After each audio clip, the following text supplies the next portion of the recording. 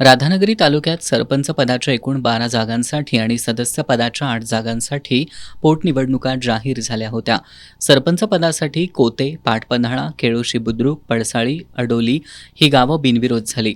तर सदस्य पदासाठी सोळांकूर, तरसंबळे, राशिवडे बुद्रुक, अडोली, आवळी बुद्रुक, फराळे, सरवडे या गावातील बिनविरोध निवडणुका झाल्या.